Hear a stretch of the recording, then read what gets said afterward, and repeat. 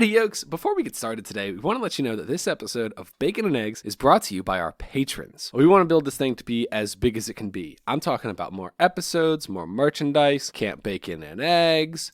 I know you're in. And we want to make more podcasts for you, but we cannot do it alone. If you enjoyed this episode and want more Bacon and Eggs, head over to our Patreon page at patreon.com/baconandeggs and check out some of the great reward tiers we got over there. Our most popular reward tier is going to be at the $5 level. That gets you access to the show after the show, which is the Hash Browns, and it's super funny, and it's usually an AMA, or at least we say that it is, but it's almost never an AMA. Usually it's just Ethan and I riffing on something other than movies for like 15 to 45 minutes, and it's a lot of fun. I think you'll really like it. And it also gets you access to our Discord server where there are over 100 patrons of WBNE who just want to be nice to you. And really, I would only recommend our Discord server if you are looking to make just the best friends of your entire life, which if you are, I recommend our Discord server. It's $3 a month, and I would bump that up to the $5 to get the access to the Hash Browns as well, because we have a lot of fun making them, and I hope you have a lot of fun listening to them. Anyway, that's enough of me rambling. Thank you so much for listening to Bacon and Eggs, and thank you so much for pledging on Patreon, and I'll see you in the show. Howdy, yokes, and welcome back to Bacon and Eggs. I'm Tyler Garland. And I'm Becca Eddows. And today we're crashing our boat. Or maybe we're just learning to speak. So collect an elephant hair. And defeat Sabor. Because today we're bringing you... Tarzan!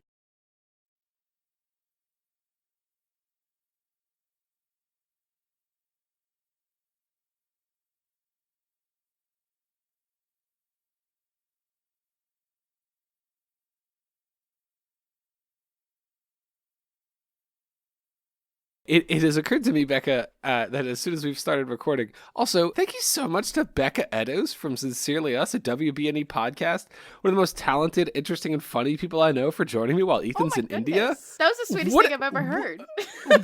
What a great thing that's happening. Thank you so much for being here. If you don't listen to her podcast, Sincerely Us, you absolutely have to. I know that the caption says for casual musical theater fans, but if you're not a musical theater fan, maybe you will be. And if you are a musical theater fan, then don't be a snob and like the show. Absolutely. We're definitely non-pretentious over there. Non-pretentious. Yeah. Yes. What's your favorite show? Dear Evan Hansen. I was ready for a pretentious answer. Oh, a pretentious answer? Yeah. I don't even know what a pretentious answer would be. Probably Sunday in the Park with George. Oh my God, that is the most pretentious Broadway answer I've ever heard. I actually don't even know anything about it besides that Ben Platt is going to be in the movie, and it's going to take 30 years to film. Very cool. Yeah. Very cool. Yeah. Well, I'm excited to be here. It occurs to me, what I'm trying to say is that I don't know if I have, because I'm editing this show, I don't know if I have the audio file for the intro music. So if you heard our intro music, I nailed it. If you didn't hear our intro music, then I'm really sorry, Andrew Scott Bell. Ethan is in India, and I cannot get the file from him. You should use our intro music. No. Okay. Anyway. How do we start the show? We start the show. I'm going to give you the stats because I always run them down, but I have said like every word so far, and I just want you to read them. Okay. So that way people can hear more of your wonderful, wonderful voice. Listen, I've been a fan of the show for like 2 years, so I'm so excited to get to be doing this right now. Okay. That's a lot. Okay. So Tarzan was directed by Chris Buck and Kevin Lima on June. It came out on June 6th. No. June 18th. On June 18th, 1999, which was 7,529 days ago. That doesn't seem like long enough, honestly. It had a $130 million budget, and it made whopping $130 million budget. That's so much for an animated movie before the year 2000. That's so many dollars. I feel like, is that not normal for animation? Because I guess I don't know. I would think that like Frozen costs that much. Oh, yikes. Yeah. And this one was drawn, so like I feel like it shouldn't cost that much. Yeah, because what are animators' hands? Oh, obviously. Yeah. Only the most talented artists in the world get no money. Right. There's also a lot of CG in this. There's like all the trees and everything when he's like sliding through. That's all CG. Yeah, you can definitely tell. Yeah. Hey, be nice. No, I like Tarzan, but I definitely, during all of the like tree sliding parts, I was like, ooh, yeah, that took me out. It's not quite integrated. Right. Well, it made $448 million worldwide, which, like, good for you, Disney, honestly. It had so I have a question, Tyler. 89% critic. Okay, it had an 89% critic and 75% audience on Rotten Tomatoes and a 79 on Metacritic, which, like, I agree. Like, I agree with that. I those disagree. numbers. I'm surprised the audience doesn't like it more. Yeah, I mean, it might be. I feel like those are newer. Like, if people going back and watching it non-nostalgically, because I've only seen this movie once before yesterday. So yeah. Okay, so wait a minute, back up, hold on. So, strip the nostalgia, which I did. I watched it through the lens of, as a parent who was on a business trip away from his daughter, like his baby daughter. Yeah. And, like, I just cried through the whole first act. Just, like, sobbed. Like, when they had the dead parents on screen, I was like, oh my God. Yeah, that definitely, that was probably the best part of the whole entire movie was the, like, up sequence. Or, like, even the sequence from Do You Want to Build a Snowman from Frozen. Like, very those-esque movies. I know I'm wearing the shirt of literally this scene. Of course, listeners can't see it. But Hakuna Matata is my least favorite song and, like, part of The Lion King. It is always like, I understand that, like, it's this important lesson that Simba has to learn, but the thought of him, like, watching his father die and then in the next scene being like, it means no worries. Like, I get that you needed something to cling to. I understand how it happened. But then, like, outside of the film, it's like Love is an Open Door. It's like the whole point of the movie is that we shouldn't be celebrating this thing. Yeah, I get that. You know? Mean, I love Love is an Open Door. Unpopular opinion, I really like Hans as a character. So, like, I really like Love is an Open Door. I wish that he had sang more. Oh, I do too. Yeah. I also wish that Christoph sang more. Yeah.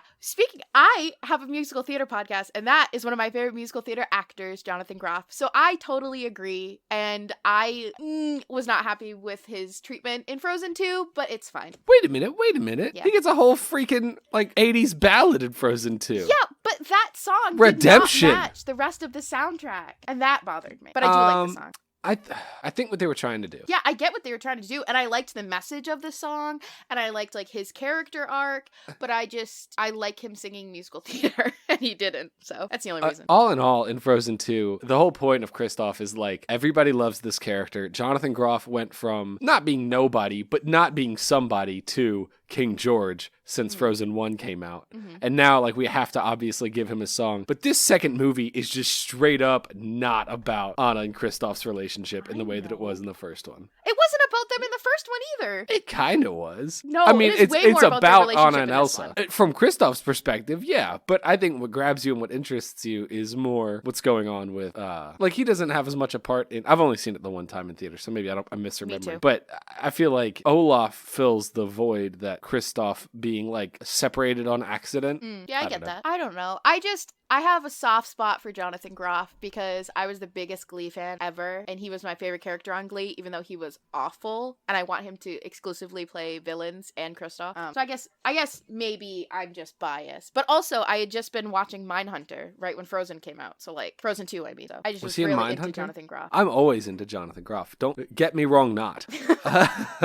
Yeah, I love anytime a musical theater actor gets to do something else. Like, that brings me the most joy is when I get to see them do something else. Well, and you guys talked a lot about that, and of course we're not talking about Tarzan even a little bit. We'll get there, I promise. You guys talked a lot about that in your recent episode. That was the interview with, oh my gosh, I'm forgetting her name. Amanda Flynn. Amanda Flynn? Yeah. Oh my gosh, she was amazing. Yeah, she's my favorite person ever. Amazing human being. Wow. But when you guys were doing the interview with her, you talked a lot about how, like, Glee and Hamilton changed the game.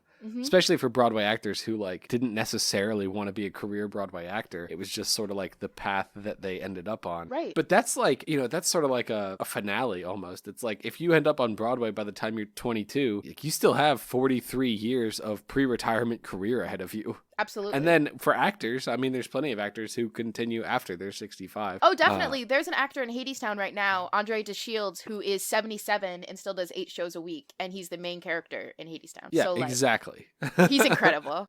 I usually am not a big fan of, like, quote unquote the old man character in musicals, but I just love listening to him sing, and he's so incredible. We're actually going to talk about him a lot next week. So who's the old man in Hamilton? Because Washington is the best character. There isn't really a Old Man in Hamilton. But Washington is my favorite character, so Oh, yeah. I relate. Well, him and Eliza are pretty tied. Okay, so let's get back to Tarzan for at least a little bit. I have a positive review from a professional critic.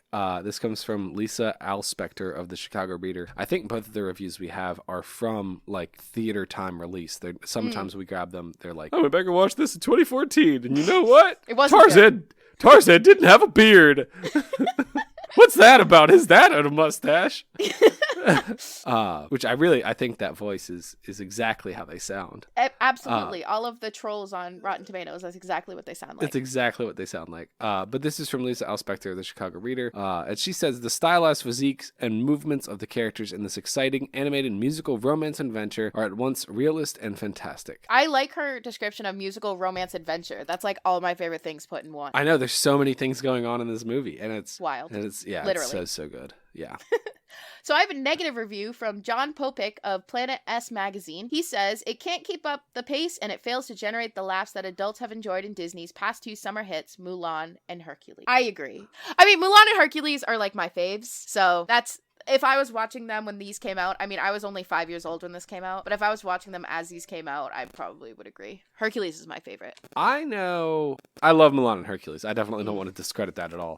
But Tarzan to me falls into that same category in a way that I was surprised. I did not expect to finish the movie and be like, man, this is undersold a lot. Right. And I really, really liked it. I thought it was fantastic. I did think that there was a pacing issue where like the first act is incredible, and then there's the sort of rite of passage scene, and I would mark that as like the end of the first act, really, where he kills Sabor. Definitely. And then it gets really slow up until him and Jane like really start communicating. Like even the trashing the camp thing is like, why is this even in here? Yeah, exactly. Just because they wanted Rosie O'Donnell to sing, apparently. Right. Yeah. I like Turk though. Turk's a great character. I didn't know Turk was female until this watching. In my head, Turk has always been male. So like, even though she was played by Rosie O'Donnell, in my head, she was always male. So it literally blew my mind that they kept referring to her as like Missy or a girl. Oh yeah, that did throw me off as a child, but I did know. I knew. Yeah, again, I've probably only watched this less than a handful of times. So I think that I just have like a pop culture reference of this movie. So it was really interesting watching it yesterday and taking notes and being like, I did not remember any of this story.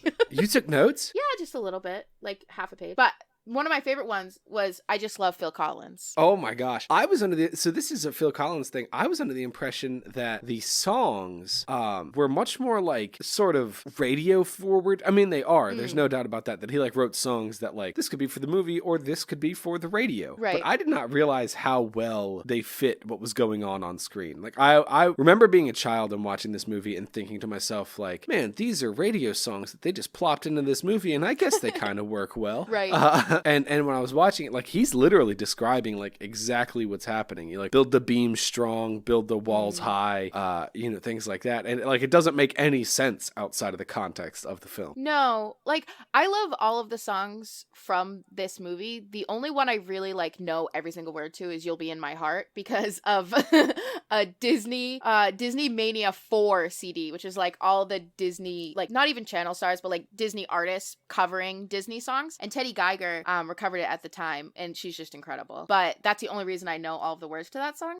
But it definitely made me tear up a little bit during that scene right at the beginning when she's like adopting Tarzan. Yeah, when she's like deciding. Yeah. She's deciding, like I'm going to take this baby. Also, I guess I wrote this down. I never understood that she had a baby that died. Like that just never clicked in my head. Yeah. So Sabor kills the baby ape and the parent humans. Right. Which is like, good job, Disney. Good parallel. Well done. I mean, I know. What just an amazing setup you got here. I think they're gonna have a good career ahead of them. Yeah, I think you guys are gonna drop a film about sisters real soon. Yeah, real soon in 14 years. 13 or 14 years, yeah. Yeah. That's just gonna knock the socks off this whole animated film thing entirely. So, kind of going back to like similar realm when we were talking about Frozen. Have you ever heard of the like Frozen theory that connects Tarzan? Have I heard of the Super Carlin Brothers Frozen theory about Tarzan? That wasn't just the Super Carlin Brothers, was it? No, it wasn't just them, but they did make a video about it. Yeah, I have. Yeah. They made a video about it, and it was like somebody important Debunked at it. Frozen. No, somebody important at Frozen was like, "Oh, this is a great theory." Really? And like confirmed it. Yeah. that's cool. Yeah. I did not know that. Of course, it falls apart with Frozen 2. Yeah, that's what I was going to bring up because, like, I love that theory. I also love the theory that the Frozen parents were going to Arendelle's Frozen. Corona? Yeah, Corona from Tangled to, like, go to Rapunzel's wedding. So I really like that theory. But I kind of wish that Frozen 2 didn't debunk that because I like thinking that Tarzan is related to Anna and Elsa. I did also. I felt like it gives some like genetic credibility to. No, I was gonna say Anna's like fighting prowess, but I was thinking of Rapunzel. So now I'm. To be fair, though, they are pretty similar. Who, Anna and Rapunzel? Mm-hmm. That's why I like them a lot. Anna's my favorite princess. I love Anna. We got to meet Anna in Disney World. It was amazing. And we got to meet Rapunzel outfit. And Elsa's new outfit. Yeah, I'm jealous. I saw them in September. They didn't have their new outfits. Yeah. I just remember Edie literally texting me being like, do not look at any of Anna or Elsa's new outfits. It's so many spoilers. And I was like, and I just like deleted Instagram. I was so scared. I like the new outfits. I'll tell you one thing about seeing the characters in the parks. When I was in college, I had like multiple friends who were like, quote unquote, friends with Donald Duck or friends with Goofy, or I even had friends who were like princesses, like face actors. Yeah. And like when I went in college, we went and met Ariel, and it was very much like I'm sitting down next to just some college-aged girl making $13 an hour. Like it was so in my head about it. Yeah. Like she doesn't care about any of this. But since I graduated college and since I have like done more, I don't want to say performing because I don't know that I would call Bacon and Eggs and Bagels performing. But like when we went and met the princesses, the suspension of belief was so much more there. Like obviously I know that you're not actually a princess. I know that you're just some college-aged girl making $12 an hour. Yeah. Like we're all in on it. But I don't know. It felt like the magic felt much more real. The performance felt much more real. Like you walk in and like you ask them a question and Anna's like, "Oh, Olaf would love that." And you're like, "Oh my gosh, that's so good." I'm so like, I know. you handled that so well. Like straight up cried, and I'd already met Anna and Elsa. So when I went in like 2016, my sister asked me if there was anything I wanted to do because I was kind of like crashing her family vacation. Rock on. I said I want to meet all 4 of my favorite princesses. I want to meet Sophia, Merida, Anna, and Moana. They all end in now that I think about it. And Merida, I had my hair down when I met her, and for those of you that don't know, I have very curly hair. Yes. And yeah, like incredibly curly. And when I met her, I had my hair down, and like the light of my life was her saying, sometimes you have to put your hair down and just let it blow in the wind. And I really like how she said something about like a Scottish way to keep your hair not get frizzy, and I just was the whole time just like starry-eyed, like I am in love with you.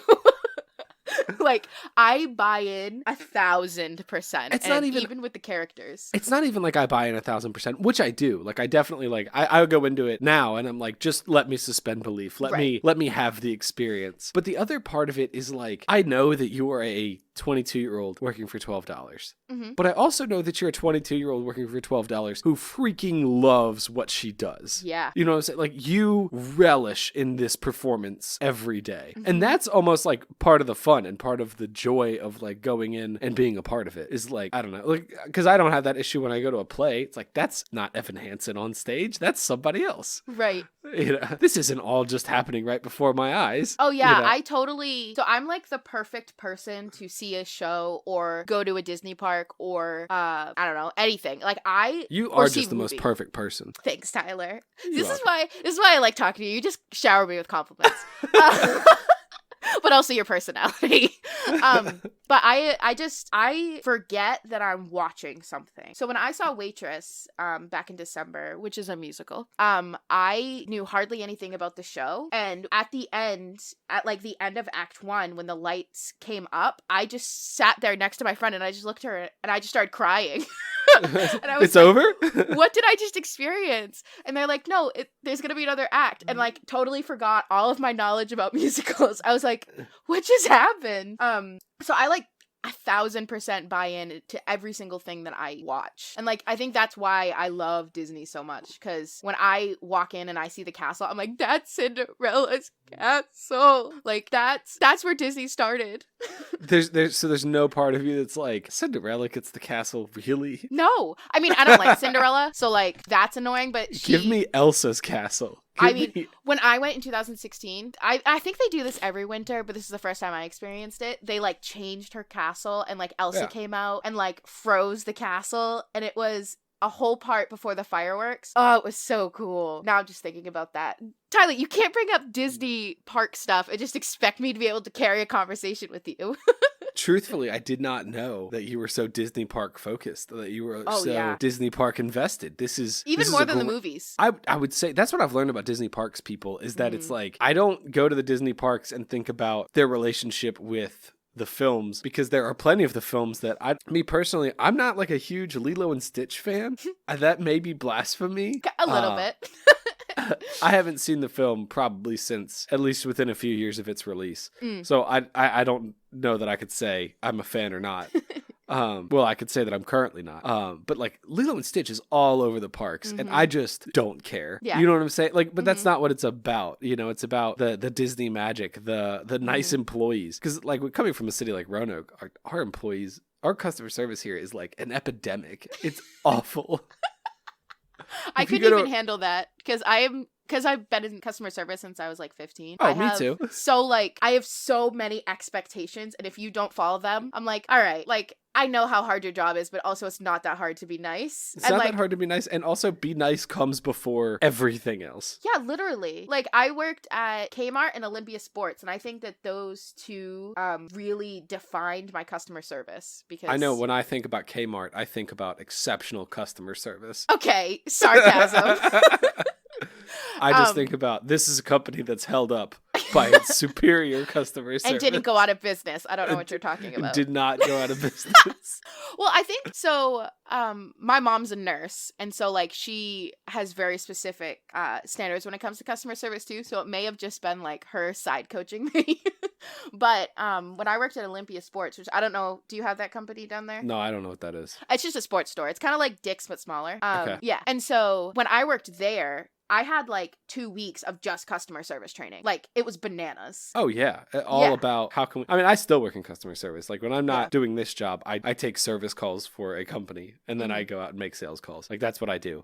So I'm no stranger to customer service, but like, there's a restaurant chain in Roanoke, and I have no problem putting them on blast. They're called McAdoo's, and it doesn't matter which one you go to. They can be dead empty, and you can go in and get a table after waiting 15 minutes, order a cold cut sandwich, and wait half an hour to receive that cold cut sandwich. I'm talking no cooking, nothing, just meat and cheese and lettuce and mayo and oil and vinegar on bread to my table. I won't even order fries. You give me a bag of chips, and that will take 45 minutes to receive. You could walk home and make a sandwich and come back. You go walk, because I used to work, so the McAdoo's by my parents' house, not that by my parents' house, people, chill, is in the building that I used to work in. So like at lunch, it was very normal for us to just walk upstairs and like go to McAdoo's for lunch. And we had an hour lunch, and like more than once I would go to McAdoo's to get a cold cut sandwich and be gone for over an hour, and I would like miss my clock in the building. She'd be like, can you just deliver this to me in 2 hours? It's just like, the worst. Well, I mean, I don't even know what excuse they could give. We've been slammed at the bar, man. You know, lunch is really kind of there's nobody here. I'm standing in front of you. Right. I didn't even want a table. I would have. We have a kitchen in the furniture store.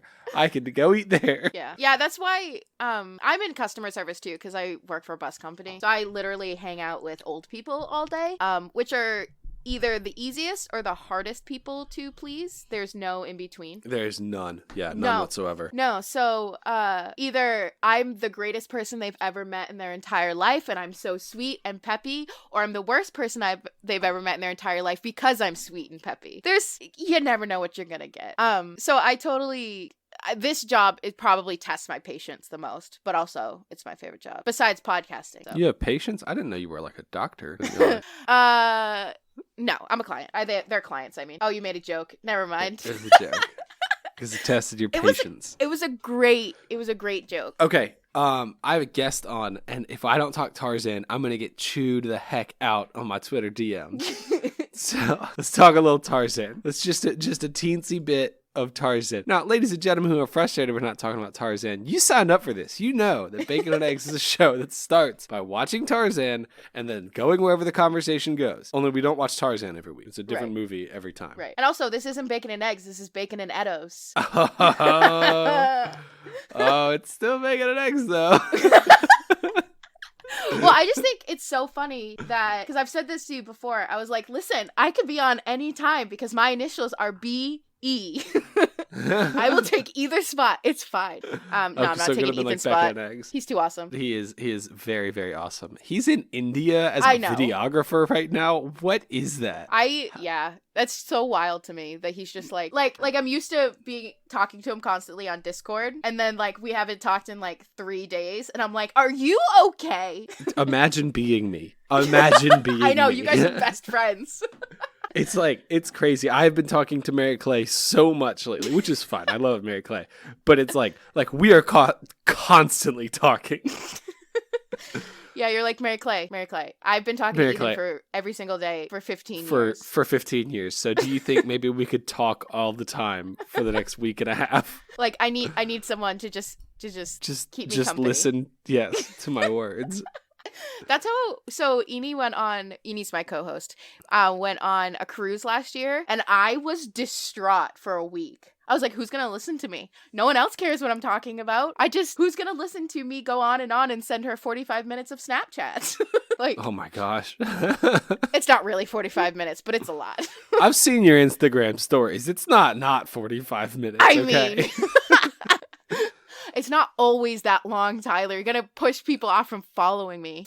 Actually, straight up, if you don't follow Becca Eddows on Instagram, you are wasting your time. It is much better than whatever your friends from high school are posting. I don't care about their lunch. Though. There's a lot of the head filters. There's a lot of head filters. Me saying stupid things about it. Yes. You know what this movie has that makes it so great? Oh, yeah, Tarzan. Much like Jurassic World, Jane runs through the jungle in heels. No, she's barefoot for a lot of it. Okay, but she starts in heels because she loses a heel. It is true. And I have the movie up because sometimes I do this. It helps me focus on talking about it.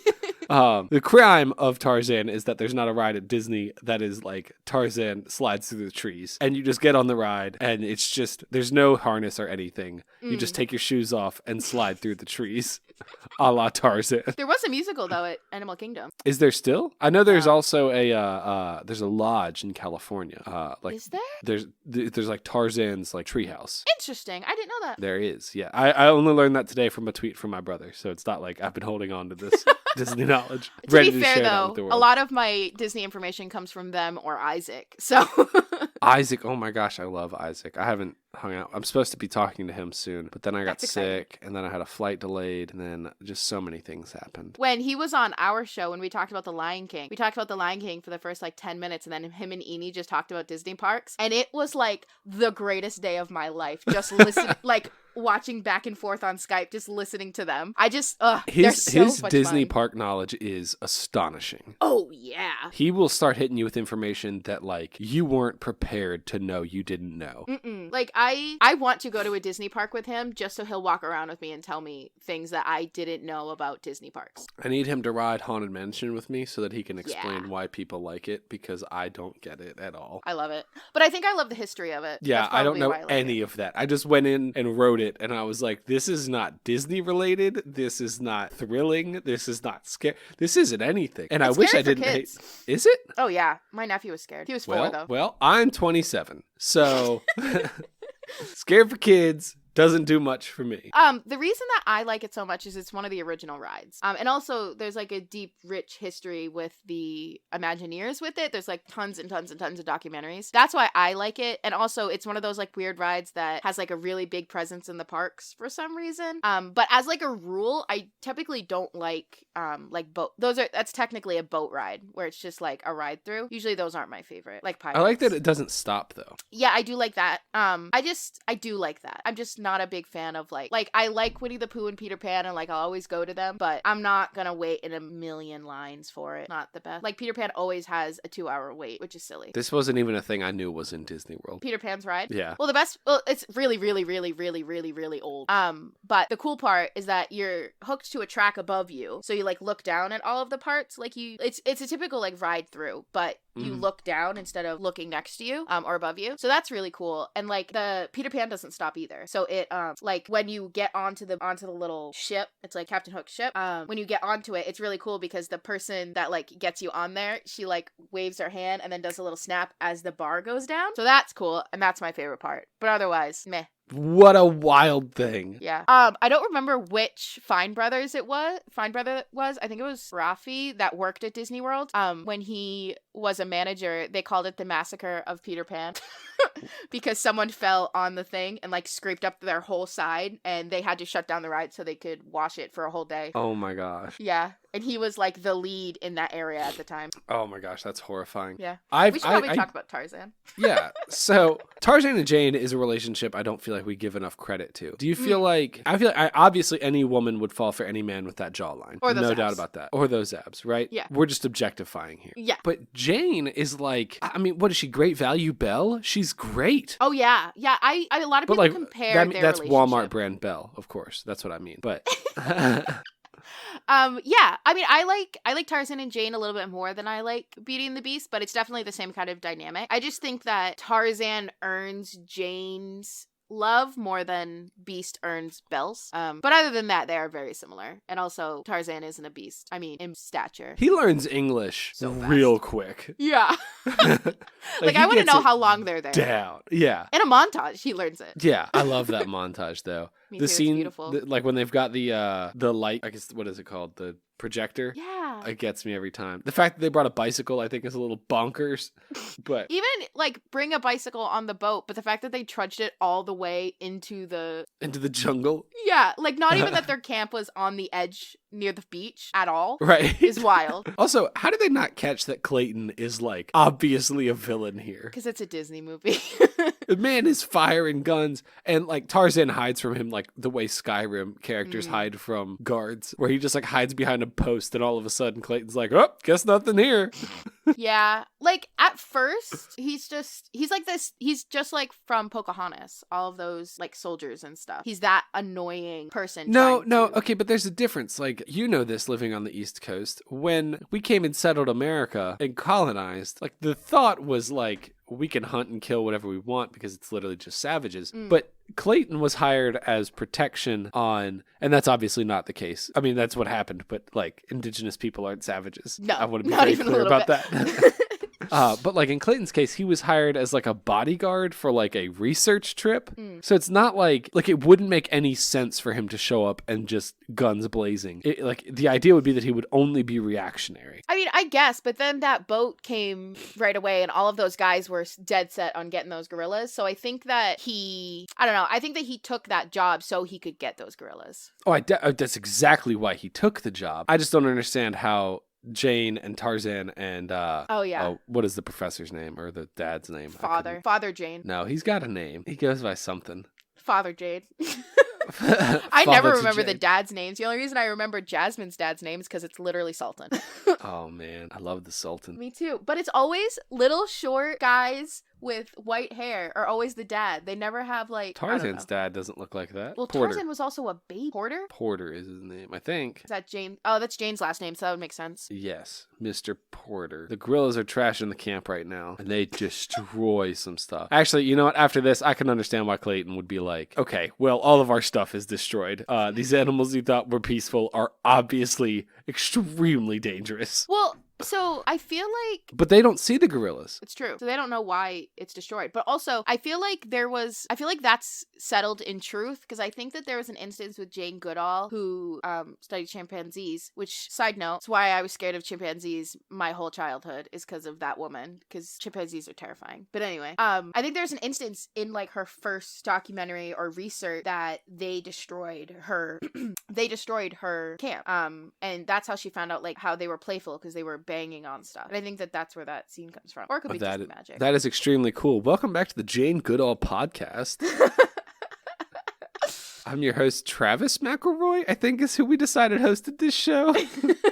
He would do that, though. He has like 17 podcasts. Oh, yeah. He'd be all about it. I bet he could talk about it. He definitely knows something. Their pop culture knowledge is unbelievable. unbelievable. So I sometimes forget that Justin and Travis were theater majors until they just randomly say like something, some obscure theater reference, and I'm like, oh, oh yeah, that's right. They were theater majors, but and I could be wrong about this, but I've been listening through Amnesty, and man, if you do not follow the McElroy family, we are in a whole nother territory, dear listener. Literally. So we'll just go through this quick. I think that they are pretty, not anti, but like over musical theater generally. Am I wrong about that? Or are they... I don't think so. I could be wrong. I don't know. I just never got that vibe. And also, I'm not on the exact episode you're listening to. But I know well, that... and I mean, it could have been like a passing remark where they were like, okay, Dad, this isn't really the realm for that. Probably, because he references Les Mis like every other arc.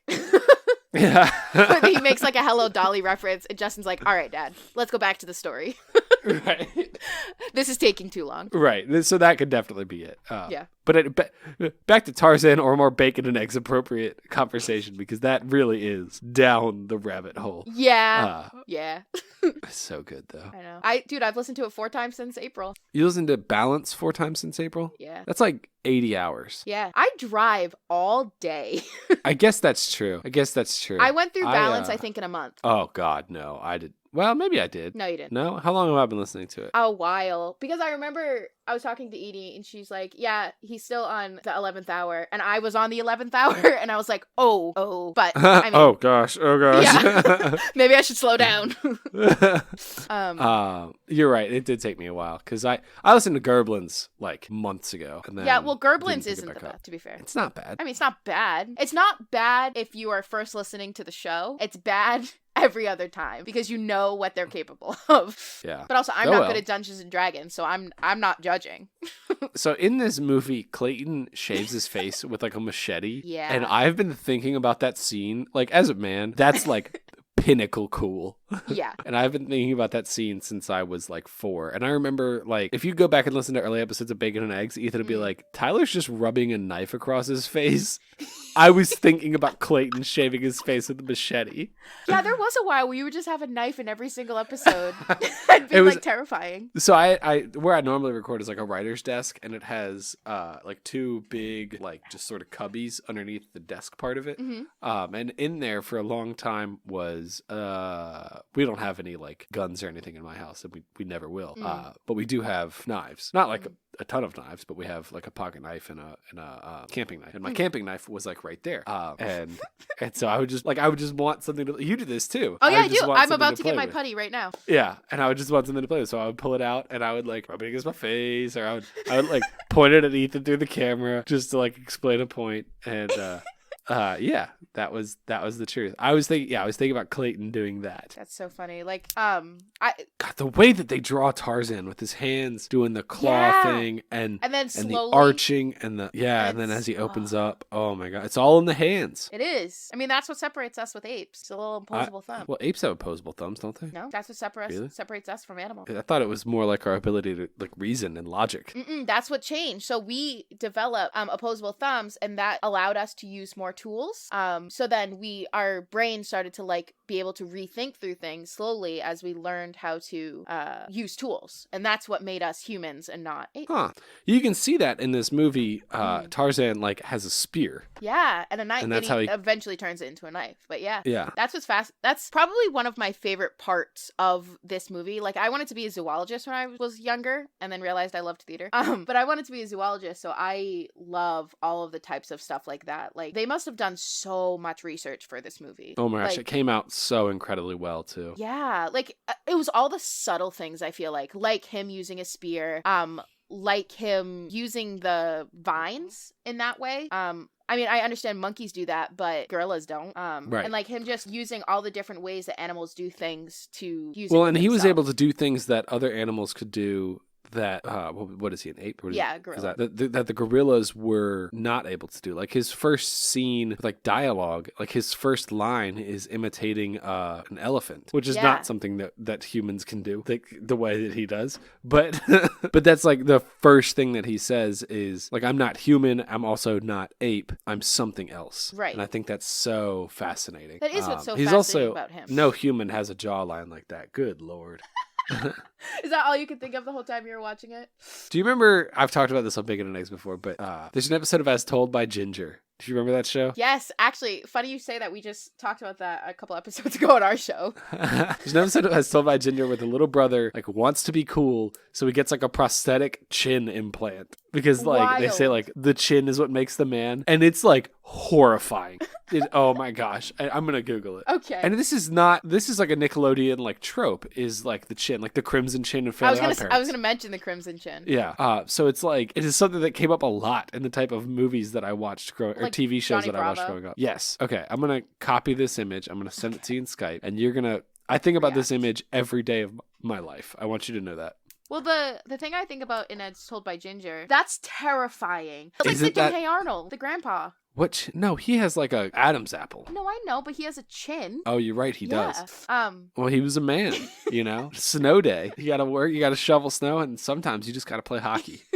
I don't get that reference. I watched like no Nickelodeon when I was younger. Oh, we were a Nick household. I was only allowed to watch Disney, except for at friends' house. Disney, during my childhood, Disney went from premium channel to like readily available. Yeah, same. And I was pretty young when that happened, but I remember when that switchover happened, we started watching it. And if this happened like before I was born, this at least happened in my area while I was like 7. Yeah. And I lived in like the boonies when I was 7. But I remember when the switchover happened, we like tried to watch it for a little bit and we were like, oh my God, we can finally watch Kim Possible. And it just like wasn't that good. Or like we just weren't that interested in it. Overhyped for you. It was definitely overhyped. And it was also like you have Disney Channel now, which I guess if this was 1999, to me that would have meant like, oh my God, we get to watch Hercules and Tarzan and Mulan all the time. Right. And instead what I get is like much, much less well-written animated and live-action television shows and extremely poorly acted. Oh, definitely. And like if I want that, I can get that on Nickelodeon and I already know and love these characters. So when I got Disney, I didn't get Disney Channel first. I got Toon Disney first. But I lived in such a small town that I didn't even have cable down my street when I was little. Like when we got cable down our street was when we got Toon Disney, and I was one of the only streets in town that had Toon Disney. And then like on the other side of town, they had Nickelodeon and Cartoon Network, and I didn't have Nickelodeon or Cartoon Network. Really? Yeah. Okay, so that's new to me. We had Nick and Cartoon Network. Nick was 35, Cartoon Network was 50. That was the channels, and Disney was 24. Oh, Disney was 24 for us too, but Nick was 25. Oh, no way. Oh, see that. I think if that was the case, I would have watched more. 25 was ESPN, which like whatever. I like sports, but I don't watch much ESPN.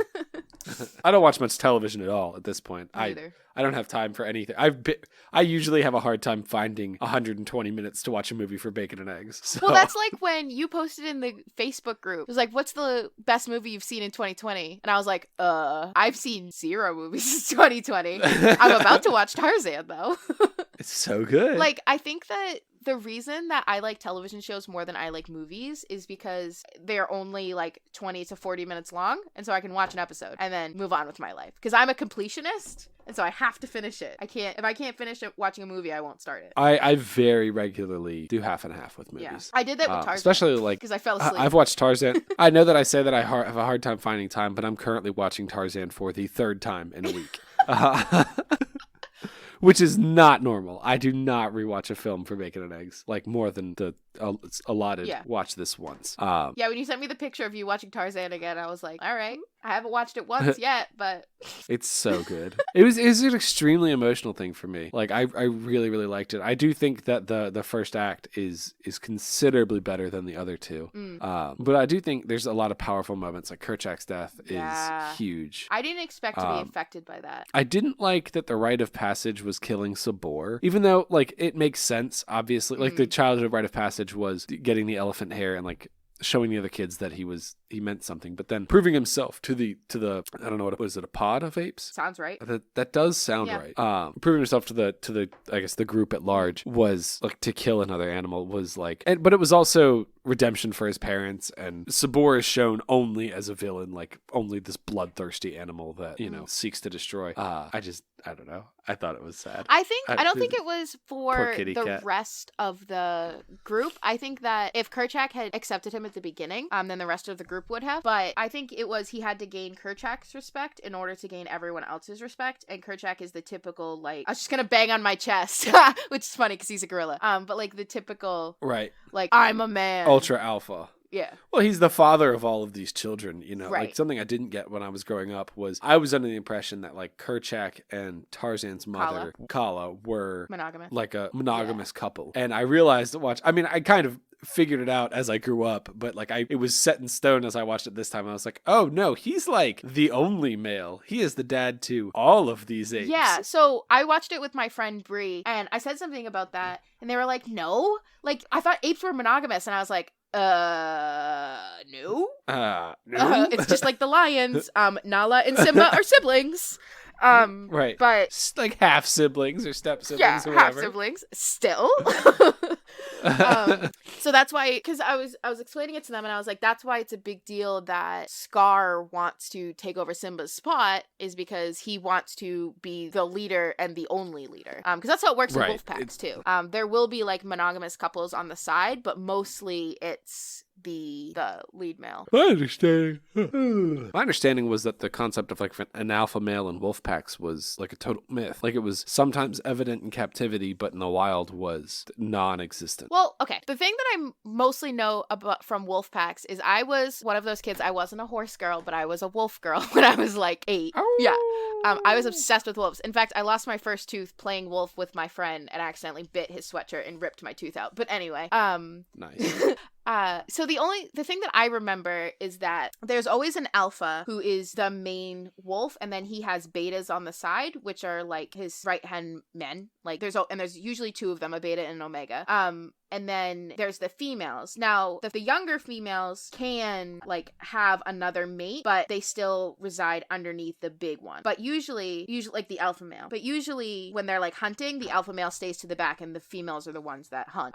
So it's, like, led by a matriarchal, like, power, but the actual male is the one that has the most power. So I found the thing that I was thinking about, and I sent it to you. There's an Adam Ruins Everything about exactly this topic, that there was, like, a researcher who published a paper, like, knowingly false about, or published a book about, like, alpha males and wolves. And then, like, he came back 20 years later and was like, oh yeah, I made that up entirely. The evidence is not supported. Yeah. It's not real. It's entirely fake. But, like, the concept and the myth of it, like it can't be overtaken. Like, it's like you should drink 8 glasses of water a day. Like, that's not real. You should drink water when you're thirsty. Coca-Cola pushed that fact as they released Dasani. Huh. I love Adam Ruins Everything. Yeah. I don't love Adam Ruins Everything. I generally think Adam presents one side of an argument in a sort of okay fashion. Yeah, I don't like love him as like a I personality, but I think the stuff he brings up is interesting. Like the diamond ring one. Which I think is interesting. Yeah, I think that's interesting. I also think we're gonna dive deep into podcast world here.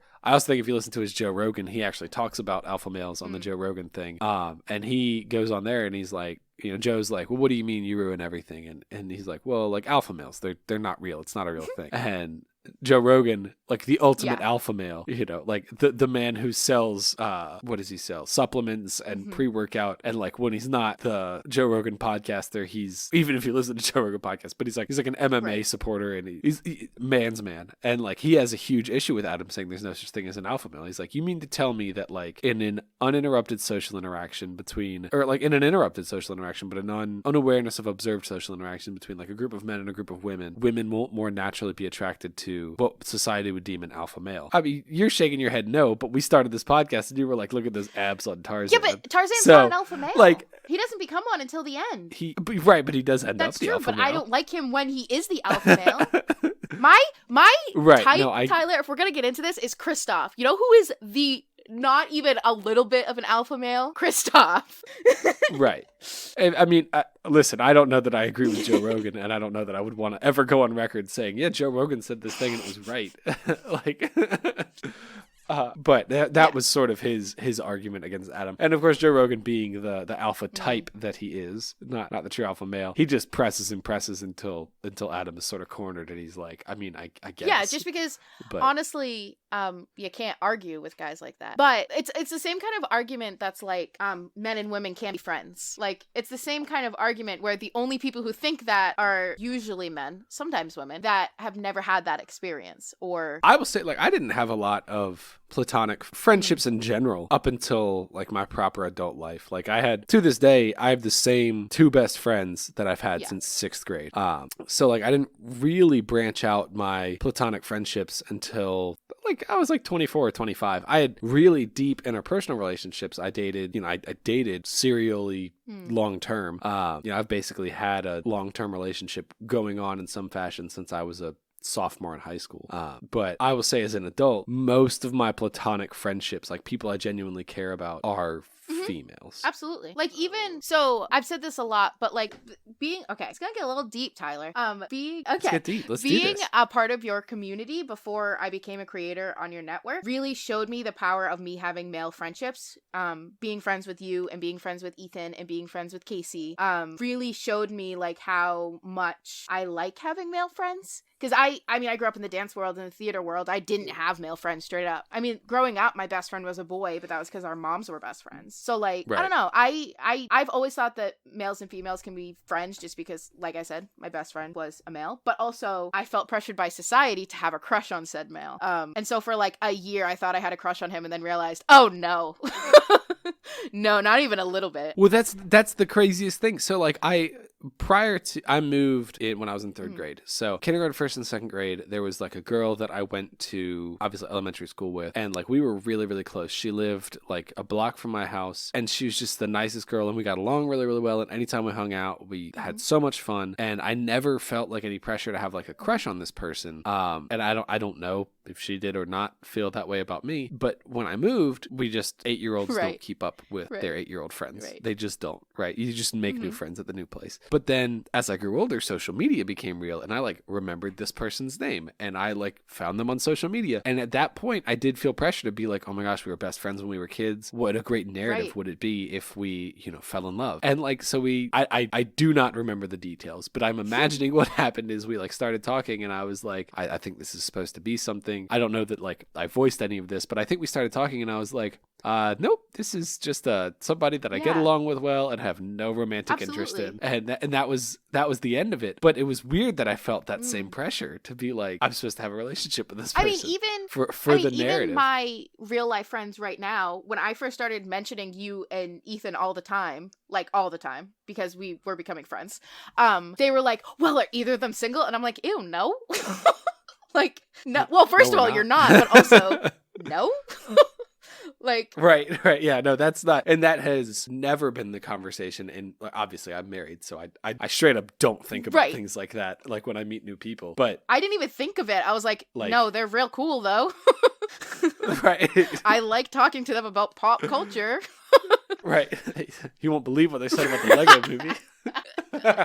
Still the best episode of Bacon and Eggs. At me. That's fine. We can have a discussion. We could have that discussion. I'm okay with that. It's the only one I like go back and re-listen to. I don't. Well, I mean, you made them. I did. Yeah, I was there. I was there at the beginning, the middle, and the end. I don't remember. I mean, I've only had my show for 6 months, and I literally remember nothing. Like Edie will be like, "Okay, I need a title for this week," and I'm like, what was the topic? What? I know, what did we talk about? Like, I have no idea. The second I hit upload to give you my audio, it's gone. Yeah, it's completely gone. That's exactly how it is with me and Bacon and Eggs. And it's funny with bagels because I edit that. Because it's so easy and it's so fun. I love that show. Do you? Really I wouldn't. Okay, so here's the thing with me. I won't tell you I like something if I don't like it. I just won't say anything. So if I tell you I like it, I genuinely like it because I'll never lie to you. But see, I'm the kind of person that I will tell you I like it even if I don't like it. But I will also tell you that I won't tell you if I don't like it. I just won't say anything. So like. Are you telling me the truth? No, I would just tell you because you're my friend and my producer. I just wouldn't say it on this show. But I've also told you in private how much I like your show. So I'm glad you like bagels. It's a lot of fun to make. It's a lot of fun to talk about our marriage. It's a lot of fun to talk about Squishy. I like the whole thing. Well, because I like you and Emily, and so I like listening to you guys talk. I listened to Schmanners for the first time today because I'd never listened to somebody else's couple podcast, and I was like, these are creators I'm familiar with. And I was surprised at how much, like, even though I just listened to like the first episode, which they just had a baby, so it was a rerun, like a best of.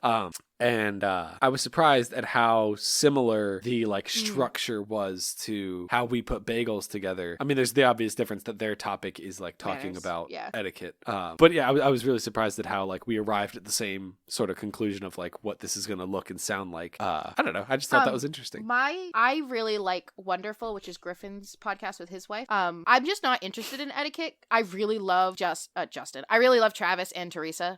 So I really like Spanners, but I'm not interested in the topics. Whereas Wonderful is just them talking about like what they find wonderful that week. Sawbones is really interesting, which is Justin's with his wife. But basically, I just really love Sydney McElroy. I think she's the coolest person I've never met in my entire life. So I really love that podcast. I've never met. Actually, I went to PodCon 2 and they were all there and they were just hanging out, just like in the hallways and stuff. But I had never listened to Mabim Bam or The Adventure Zone. So I just like didn't care and I did not say anything to them. So like I relate to that so hard because I became a fan of John and Hank Green in 2011 in April, and then The Fault in Our Stars came out that January, and I was like a casual fan of John Green at that point. So I like met them and like had my book signed and I was like real chill. I would not be that way now. Like oh yeah, no, I would mess myself up if I met Hank and John. And I did. Like, well, you made eye contact. So I'll let you finish your story. No, I met Hank. Well, okay, so I'll tell my story, and then you could tell your story because I'm very interested. But when I went to NerdCon in 2017, which greatest weekend of my life, I got to ask a question to them during their panel. It was their mental health panel, so I asked John about like approaching him and stuff like that. And I do not remember what I said. I know what my topic was because I had prepared it all weekend, but I do not remember that interaction at all because I blacked out. Because I respect the both of them so much as creators and as people that it wasn't even like a fangirl moment. It was more like a you're an inspiration to me kind of moment where like I wasn't crying, I wasn't anything. My body was just like in fight or flight. It was like, you need to and leave. I chose fight, and I punched John Green in the face.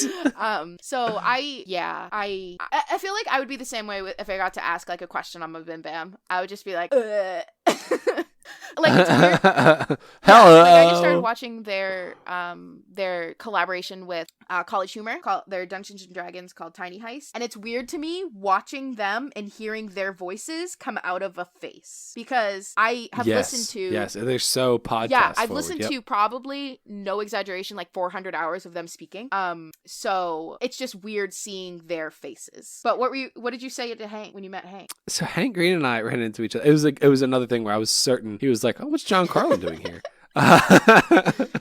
But we were like in the lobby of the hotel in Seattle, and he was like, "Hey, I am on my way to go record Hello from the Magic Tavern," which I'm stressed about because I have to be funny and creative, and I am neither of those things. And I was like, "Oh no, I think you'll be fine." And you just think he thought you were your brother? I know. I introduced myself. I was like, I'm Tyler. You've met my brothers Ben and Jonathan. And he was like, oh yeah. And we had this like sort of short interaction, but it was this weird thing where it was like I was holding a camera because I was doing the vlog at this point, and I was holding a camera, and I could not. I know that he would have been cool about it, but I could not be like, hey, can I just for like a second? Do you mind we get like some vlog footage? Like if there's anyone in the entire world that would be okay with it, it would be the Vlog Brothers.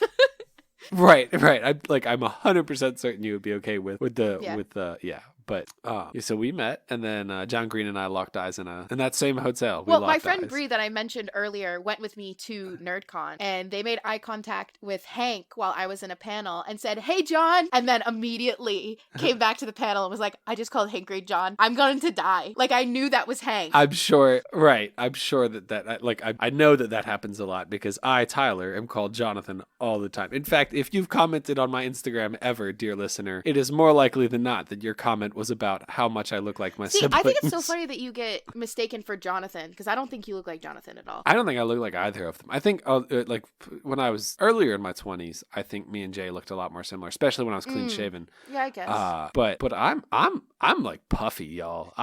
They're fit as can be, and I'm like swollen. So. Not in like he's swole kind of way, like he just started taking prednisone kind of way. You know what I'm saying? I just don't agree, but that's fine. Like I know you're being self-deprecating, but I don't agree. This camera is angled in such a way that my jawline looks much better. And now we're back to that. Yeah, I guess, yeah, I don't see that at all. I mean, like, I get why people say that, but I don't see that. But also, we're friends, so it's a little bit different than being a fan of yours, you know? But yeah, it definitely is. It's also like a lot of people who are fans of me or are not fans of Bacon and Eggs. Like more people follow me on Instagram than listen to Bacon and Eggs, which is like a weird. I would prefer like my largest platform be this podcast. But because like I don't care about Instagram. I don't like uploading to Instagram. Yeah, I haven't uploaded in a long time. I'm very bad about it. Yeah, I did a story the other day and I had a lot of fun with that. But like, so a lot of people only know me through like, oh, you're the voice on Jay vs. Ben, or oh, you were in Ben's Instagram picture at his wedding.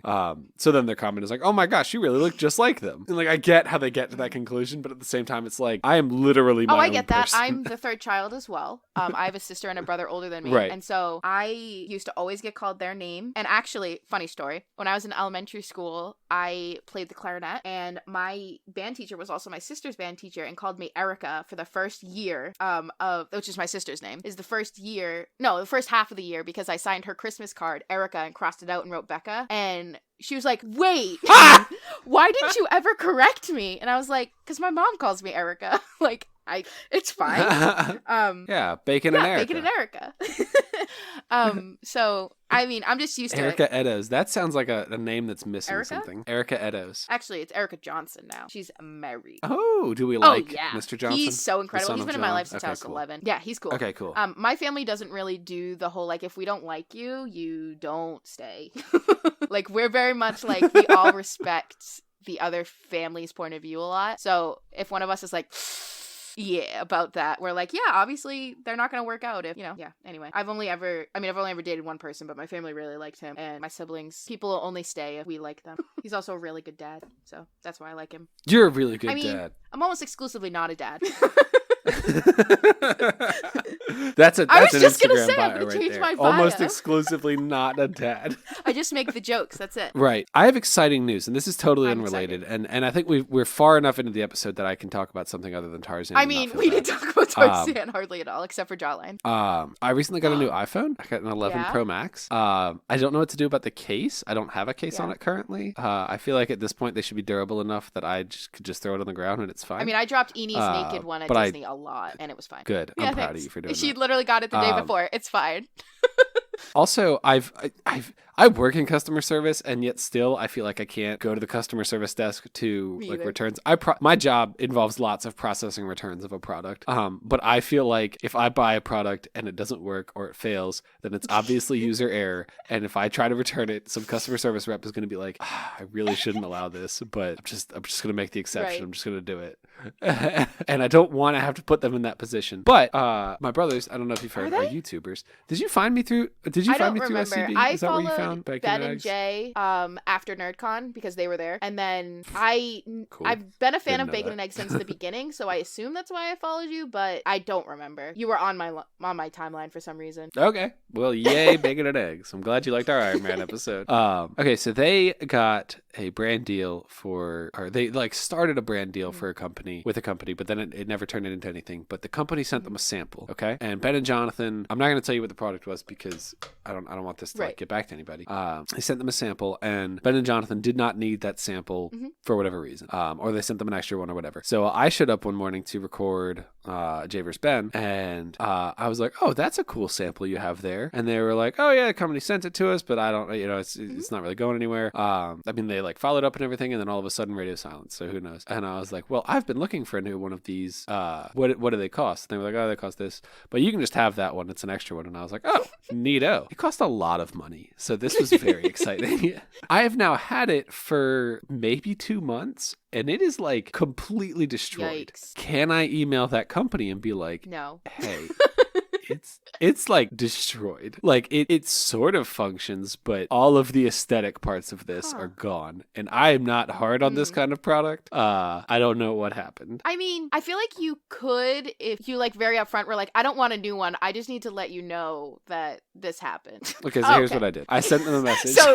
you didn't want my opinion. You just wanted to tell me the story. Well, I wanted to know if I wanted to know before. I wanted an honest answer before you were like, yeah, I think that's okay. So I sent them an email and I was like, hey, I got this product. I've had it for a little while. I received it as a gift, so I don't have a receipt or anything. But I've had it I told them since Christmas, and it's falling apart. I was wondering if I could get a replacement or if I could return it or if there were any options at this stage. Just let me know what I can do. If it's nothing, that's fine. I just let me know so I can move on and replace it, you know? And so they emailed me back. I thought about it because on my new iPhone, I get the emails and they just show up. And they said they'd be happy to process a warranty claim. But here's the issue. They said, can you provide me with the name used to make the initial purchase and the email and the original shipping? I don't know. You just sent it. Yeah, I would just ignore it and cut your losses, but I also have severe anxiety. I'm replying. It's an email. What are they gonna do? So I accidentally just hit the archive button on it, and I don't have a freaking clue what email they sent that to. Are you on the Gmail app or the regular mail app? No, I'm on the mail app. If I shake it, does it undo? Undo archive. Wow, amazing. I would have never thought of that. You are actually a genius. Okay, so hi. I don't know who purchased. I'm putting this in quote. It was an anonymous gift. No, I have to tell them. I really hope I don't get them in trouble. I don't know. I mean, I don't think you would. Well, now I'm scared. I want to know what's gonna happen next. I'm sorry. I'm sitting here typing customer service emails while I'm chatting with you. I was just letting you do it. Yeah, I mean, it'll all be gone. It'll just truncate right out. Yeah, that's the thing that when Ethan said something about how when you are by yourself, you talk for most of it, but when he's by himself, he doesn't talk at all. Right, but he's by himself. He mutes the microphone. Which, is genius. I would have never... But also, we're the people that don't edit it. So, Edie does the same thing. Right. How can I make this easier for me? For me in the future. I have to edit this. Do you know how to edit it if you have to? If not, I have a best friend that'll show me. Yeah. Well, the idea would be that your best friend who would show you is unavailable because she would have just edited it if she was available. I mean, she's already finished our episode, so we're already uploaded. When did you record that? I mean, it comes out tomorrow, so. Oh my gosh, sincerely us. Ha! What's it on? What's what on? Oh, what's the topic? Is operas. Yeah. So we talked about sung through musicals. Deflator Mouse. Like what? Like Deflator Mouse. What's that? It's like the most pop opera Mouse? ever. Deflator Mouse. I have no idea what you're talking about. It's like, oh man, look at me, all pretentious Tyler. No, not really. I don't even know how to type it. It's like the most. It's Johann Strauss. It's from 1874. It's in German. And it's like a precursor to Batman. What does that mean? Yeah. Well. From 1817? Is that what you said? 1874. I'm sorry. Die Flittermaus translates to the Flittermouse or the bat. From German. Wild. Let me give you. Oh my God, it's so long. There are 3 acts. Oh, that's too many. You have to go to the lobby. You have to go to the lobby twice. Wild. Well, there's some Shakespeare plays that are 5 acts. I'm like, why? Who needs this? Not me. Tarzan was a perfect length. I am on your boat that everything should be 90 minutes. So if I'm not seeing a musical in person, we actually talk about this in the episode. But the reason that I we talked about the pros and cons of having an opera because with the cast recording, you have the whole story, which is great. But also it's really overwhelming to listen to and get into, like Hamilton, which you can relate to. I can relate to, but also once you do get in, once you get in, it's like, oh, I'm driving for the next 3 hours. I've got the perfect thing. My school was 3 hours away, so I would just turn on Hamilton, and I would get to the end of Hamilton 15 minutes before I got to my dorm. It was great. Exactly. And it's like, oh, here we go. I wonder what happened to Lorenz. Yeah, that's the only scene that's missing. His scene and Peggy's scene. Yeah. It's the only ones that are missing. I read that in the Hamilton. I had the Hamilton. It's over there. Mine's right there, next to my copy of Chernov's. I don't remember his name, but the copy of Alexander Hamilton that Lynn read to make Hamilton. Oh, look at you, Miss I've read Fancy 50 Pansy. pages. Have you read it? I've heard it's extremely dull. See, I don't think it's dull. It's read much more like a novel, so I like it. Yeah. Okay, well that's cool. But also, I feel like it's not as accurate because of that. But I found it interesting. I would not read it like Lin-Manuel did on the beach. Maybe I'll bring it on my cruise. We'll see what happens. Just so my best friend can take a picture of me in a hammock. Reading it like Lynn. And a Hamilton hammock. Yep, I was just letting it slide, Tyler. It wasn't a good enough joke. Hammock. Hammock. I had a joke. Oh my God, there's a joke here. I'm going to give you all the ingredients and you can write the joke yourself. Lin-Manuel Miranda sitting in the theater watching The Lion King. There's your setup. I'm waiting. Hold on. I don't have the joke, so you're gonna have to Okay, like come but up with see- your own punchline. See, I was just listening to an episode of Bim Bim Bam where this exact thing happens, where Travis sets up the joke, and Justin and Griffin are like, "What just happened?" This is what I feel like right now. Okay, I'm ready. Okay, Lin-Manuel Miranda, sitting in the theater watching The Lion King, the lyrics start. From the day we arrive on the planet and blinking step into the sun, there's more to see than can ever be seen, more to do than can ever be done. Lin-Manuel Miranda, there are still 1,000,000 things I can do. But just you wait. There are only 1,000,000 more things I can do. I mean, I have done all but 1,000,000 things. he literally, I don't think there's anything he can't do. Yeah. No, he can do anything. So I am a very critical person when it comes to my faves. Like, I very much recognize things that are wrong with them. I've not found one wrong thing with Lynn, which makes me nervous. I think about, so Kobe Bryant died this week. Rest in peace. There is a dark past there too. There's definitely like a thing that certain people are clinging to, that I think is justified to cling to. But a hero to so many, and one of the, I think the conversation about the grayscale with Kobe has been really interesting. I didn't know anything about Kobe until he died, honestly. So I'm not a basketball person in the slightest, but I would say, even not being a basketball person, the four names that I feel like are still like a big deal to me are like Michael Jordan, Shaq, Kobe Bryant, and LeBron James. See, I don't care about Larry Bird. That's the only one I understand that you live in New England, and that's like a big deal, right? The Apparently. Celtics. He played for the Celtics, right? All of my kids have Larry Bird jerseys. Yeah, and there's a comment in Space Jam where Bill Murray says, "Larry's not white, Larry's clear." I'm with it. It's such a great joke. I'm with the whole thing, and like I like Larry Bird, I respect Larry Bird, but like people who truly transcend the sport, I don't feel like Larry Bird, at least in Virginia, hits that realm. I know who Larry Bird is. I'm aware enough of sports, but it's those four names, and just as somebody who likes sports and somebody who likes, I don't know, Kobe Bryant dying is a very sad thing. Where did this start? How did we get here? The grayscale. I think about all the time the Batman quote, you either die a hero or live long enough to see yourself become the villain. I think about that all the time. Anytime a celebrity dies, I think maybe like morbidly, there's a part of my brain that's like, they got out just in time. Yeah. You know? So I don't know. That's my 2 cents on that. I mean, I totally agree. That's one of my like... And that's my fear with Lin-Manuel, is that like, you have done no wrong. Where is, his dark materials? Where is the mistake? His dark materials? That's really funny that you said that. I liked that. It took me a second, but I liked it. I was like, how do I know that phrase? Oh yeah, you're reading that book right now. That series. I'm not reading that book. He's in the based show. on the book. Oh, I'm reading that book. book. Is there a book? Oh, okay. I was like, I can't read. I can read. Oh my god. Oh my god. Don't start that again. How does this always come up? Okay, so let's wrap Bacon and Eggs, and then we can continue to shoot the poop in the Hash Browns. Is that what it's called? Yep. Is that the show after the show? It's such a good name.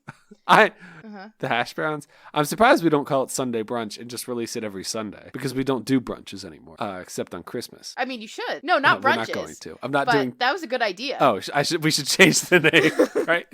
I'm not going to do 2 bonus shows for the same podcast. I just meant release the bonus show on Sundays. Yeah, okay. But I'm not going to. I'm going to continue to release it on Thursday. So I don't remember how to wrap this show. So I know what I have to say, and it's the most exciting I've ever. Hey, we didn't say on the binary scale. It's a 1. I think you absolutely should watch Tarzan. I think it says a lot about masculinity.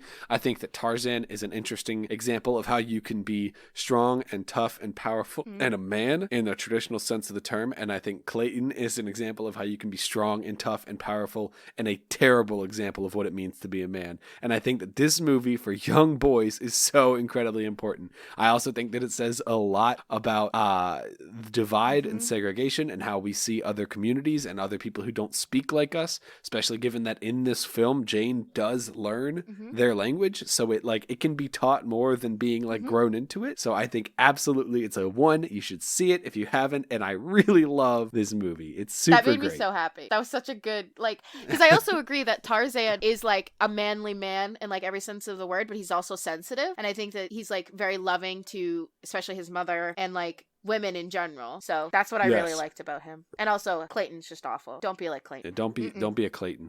So that's my binary review. And then Big Board. Ethan's not here, so we can just do whatever we want. It's number 1. I had the same joke ready. Well, Tyler, why did you choose this movie, though? Why did you ask me to do a Disney animated movie?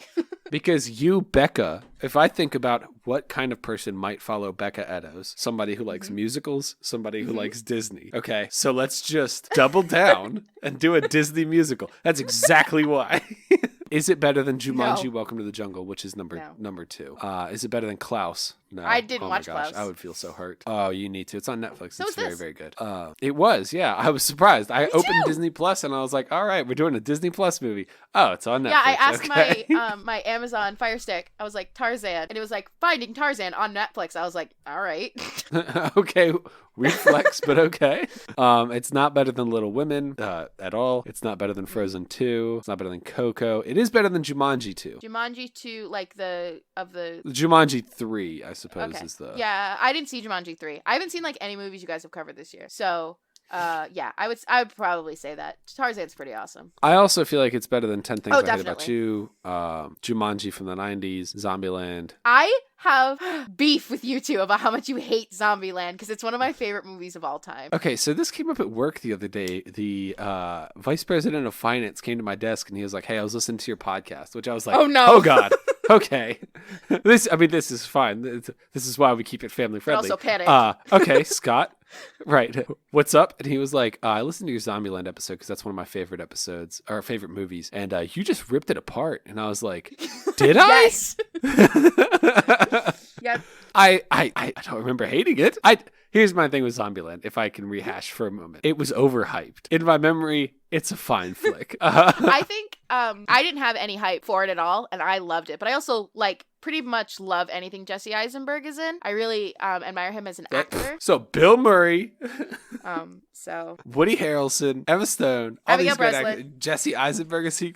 Yeah, Jesse Eisenberg is he? Calling too? My other favorite Social movie Network is is Social Network. great. So Okay. of all Yeah. time. So here's my biggest issue with Zombieland is that you promised me this zombie movie and there is a 20-minute scene of them just blowing up a store where there are no zombies. I mean, I get it. And then another 20-minute scene where the only zombie is Bill Murray in makeup. And Well, it's this came out during the just gotta Walking slog Dead through this. hype, and Walking Dead. I thought this is what made Walking Dead succeed. Was I? Yeah, am I no, wrong it in came that? out after The Walking Dead because I'm a huge fan of zombies in general. So The Walking Dead isn't about zombies either, so at all. Yeah. No, not a big No, I love The Walking Dead. To be fair, I've only watched up until season 4, so people usually come for me when I say that. But once it started getting boring, I stopped so that I wouldn't hate it. That's why I stopped watching Arrow, and that's why I will routinely sit down and watch the first 3 seasons and then just Right. stop. I feel that. I don't want to know. I don't I don't- watch after season 5 of Glee for the same reason. I don't watch after season 2 of Glee for I mean, the same reason. Blaine Anderson's my favorite character, so I continue to watch for him and Kurt, and that's it. Okay. So big board, we put it. I think that's a Yeah. pretty fair assessment. I don't No. think anybody's going to argue with that. Breakfast food ranking is it a breakfast food? Did you have? Are you prepared with this? It's just Okay, a banana. Because I'm not. Just a banana. Just a banana. It gives you energy because bananas are very good at giving you energy. Obviously, gorillas eat bananas, which actually I don't know if gorillas eat bananas, but they do in this movie. And I bet Tarzan doesn't eat a lot. He wants to keep that figure lean. I don't think there's a lot of human-friendly foods just available in the we can't build fire part of the jungle. Right? So yeah, bananas. I don't know what else it would go I with. love the bananas. But probably a bug, some sort of bug. A bag of steel-cut oats. Yeah, because it's the bananas from the gorillas and the steel-cut oats from the humans. Nice little oatmeal. It actually sounds delicious, and I might make oatmeal after this. Okay, I will take that. I will roll with the flow on that. I'm hula dancing right now. So this isn't Lilo and Stitch. No, it's not. By design, it is not true. Lilo and Stitch. Okay, what else do we I do don't at the know, end of this it's not show? my bro. Okay, so listen to Sincerely Us. It's super Yes. duper great. I'm not going to play their ad because Becca was on this So show. I'm my own ad. You're your own ad. Follow Becca on Instagram. If I can give you one call to action that you actually do this week, please follow Becca on Instagram. Hold on. Let's see Becca's Instagram. Just Becca Eddows. Is that what you're looking for? Is it just Becca Eddows? There's no Becca dot or Eddows anything? across all I thought there was a platforms. dot. Becca Eddows across all platforms. She's currently at 724 followers on Instagram. If we can get Becca to 1,000 followers on Instagram, That's intense. I mean, awesome, because I have a podcast.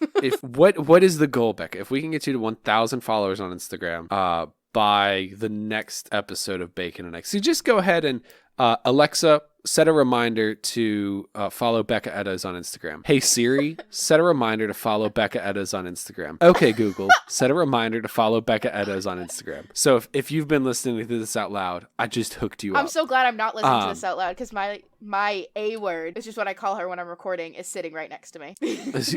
She did go off in my kitchen. I don't know if your listener heard her. Then Becca gets to 1,000 followers. I don't know how to like reward people following you. That seems challenging. Great. That's your reward. I have really cool pictures from when I went to Disney. You'll get lots of selfies. You get to see cool pictures of her in Disney. If we get Becca to 1,000 followers, what will we do? We will, Becca, I need something. Should we DM all 276 of them being like, hey, thanks? I can do that. A little video message of like, hey, thank you so much for following me. I hope you have a wonderful day. Hey, you're great. I appreciate you, which is like my phrase. She will dear Evan Hansen your inbox. Dear follower. Dear at so-and-so. Dear follower. Today's going to be a great day, and here's why. Because you're awesome, and I appreciate you. And that she will do that. If she gets to 1,000, she'll do the last 276 of them. And if she does do that, then I'll send her a Camp Bacon and Eggs hoodie or something. I'm into that. I didn't know I was getting anything out of this. I'm into it. I'm literally wearing Bacon and Eggs merch. Well, you're also going to get 1,000. I know, but you don't have Camp Bacon and Eggs. I have a lot of Bacon and Eggs merch, Tyler. I know. I'm aware.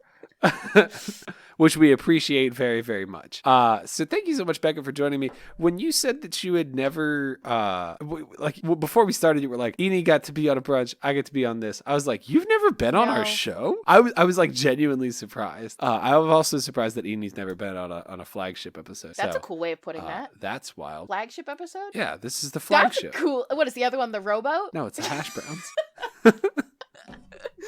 That's hilarious. So thank you so much for joining us, and you can follow her at Becca Eddows. You can follow me at Amara Carlin. You can follow the show at Bacon and Eggs Pod on Twitter and Instagram. Devation does all of our graphics at graphite.vmb. Andrew Scott Bell does our music. Andrew Scott Bell Music. I don't know. The correct way of putting it is in the bio below. Bacon and Eggs is a proud member of WBNE, WBNE.org for all of your favorite podcasts. If you haven't listened to their shows, they're super, super good. There's Sincerely Us, which is what Becca is on. There's Bagels, which I am on. And there is Hello from Elsewhere, which Casey and Valerie are on. Oh my gosh. Is Valerie the right name? Yes, Valerie. Oh my gosh. I literally just exploded. Yeah, you're right. Okay. I would have corrected Thank you. It came out of my mouth. And I was like, her name's that cool, right? And Casey was just on our show. So if you like Casey, you should go listen to our last episode with him and Newsies. And Eni was on his show. Yeah. So many things. So many crossovers. Truly by coincidence. We didn't do it on purpose. He was on But he was also on That's What I'm Talking About. Yeah, so genuinely we did not do this on purpose. There was just a need for guests, and that's what we have the network for. But we produce many, many good things. If you'd like to support this show, you can go to patreon.com/baconandeggs. Check out that $5 tier. The 1st of February is when this comes out, I think. Or maybe not. No, not quite. No, that's 30th. Saturday. So today's the 30th. Saturday, the 1st of February rolls around. If you're thinking about trying it, go ahead and try it. We don't charge your card until the 1st of the following month. So if you try it and you don't like it and you don't feel like you're getting $5 value out of it, then cancel it. I promise you, I don't think that you will cancel it, but if you need to, that's totally fine. People have done it before. No hard feelings. But yeah, come hang out with us on Discord and listen to the Hash Browns. I think the community literally changed my life. So there's your vote for me. I'm on there constantly talking to people. She is on. You can talk to Becca all the time and Casey all the time. Yes. And that's all that I have. Is there anything else that you have? My show is at Sincerely Us Pod on all platforms. Yeah, that's it. I'm very good at promoting my own show. And her show is very good. Seriously, if you don't like musical theater, if you do like musical theater, if you've heard of musical theater, we have a lot of people that don't like musical theater, surprisingly, that listen to our show. And I'm like, sweet, because we are like this show and don't talk about musical theater the whole time. Yeah. That's exactly right. Okay, so thank you for listening to Bacon and Eggs, and until next week, arrivederci. And Daddy, they took my boot! Hi, I'm Valerie. And I'm Casey. And we're a married couple who loves to travel through fictional worlds. On our podcast, Hello From Elsewhere, we dive deep into the themes and characters of movies and books, all through a positive lens. We explore all your biggest questions, like what is Steven Spielberg's obsession with father figures? What is the history of fictional maps? And why are animated foxes so attractive? Oh, Robin Hood. From Harry Potter, Lord of the Rings, and Jane Austen, To Star Wars, Marvel, and classic Hollywood. if it's pop culture, we're interested in exploring the meaning behind it. With new episodes every other Friday, come visit us in Elsewhere.